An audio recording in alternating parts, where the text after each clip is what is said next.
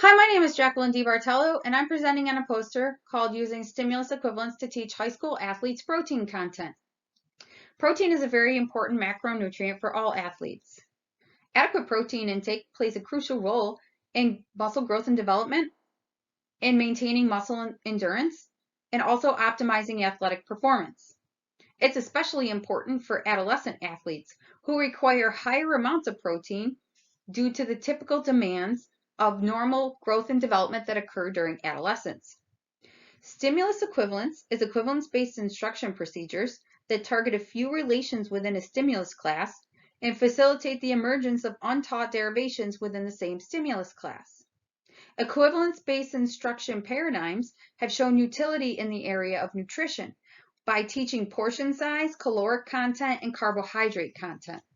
Therefore, it is the purpose of this study to evaluate the effectiveness of equivalence-based instruction program to teach high school athletes to categorize foods according to protein content and test for emergent relations to novel foods.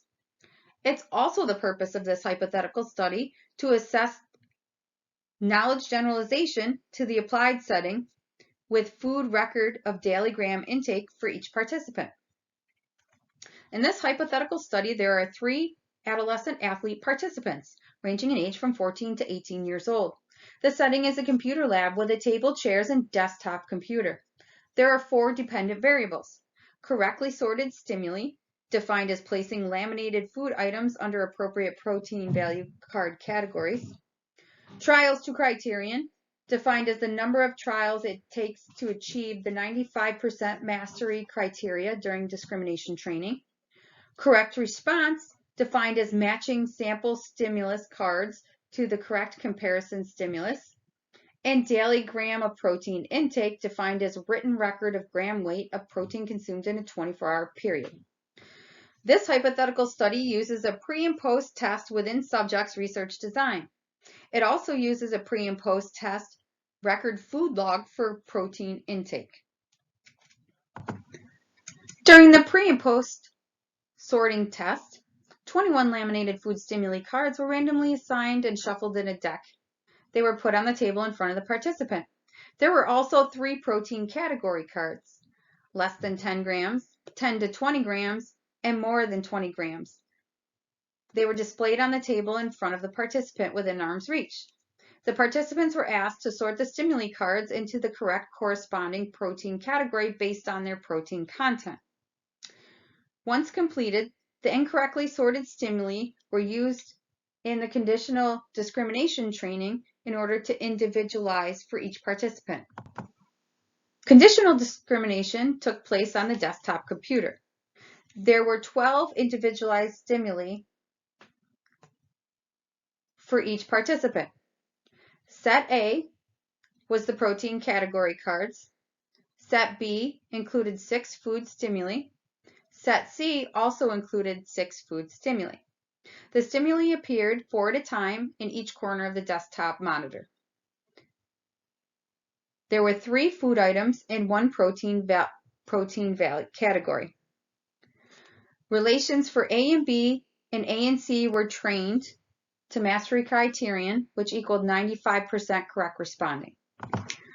Once those relations met mastery criteria, participants moved on to the emergence test. They began in baseline, in which the AB and AC relations were presented. Then the symmetrical test was conducted, in which the BA and CA relations were tested. And then the transitive relations were tested, in which the BC and CB relations were tested. Emergence was demonstrated at a minimum of 95% correct responding across both the symmetrical and transitive test. The final condition in this study was the pre and post training food record. Each participant recorded the total protein gram consumption 1 week prior to initiating training, and they also recorded protein gram consumption 2 weeks post-training. Here you can see the hypothetical results of this study. All 3 participants were able to increase their percentage of correctly sorted stimuli in the post-test relative to the pre-test. All three participants were also able to establish the taught relations, the AB and AC relations, with emergent symmetrical relations between BA and CA, and equivalent relations between BC and CB relations. They also improved and increased their daily protein intake.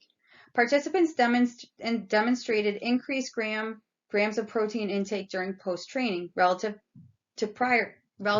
to pre-training. The clinical implications of the expected outcomes are equivalence-based instruction was effective for teaching protein content of 21 food items to high school athletes. The acquisition of protein content translated into meaningful dietary changes in the natural environment. The generativity of learned protein content to meaningful dietary changes allows direct benefits to high school athletes, and there's a quick, efficient way to promote adequate protein intake and mitigate deficiencies and related disorders or injuries.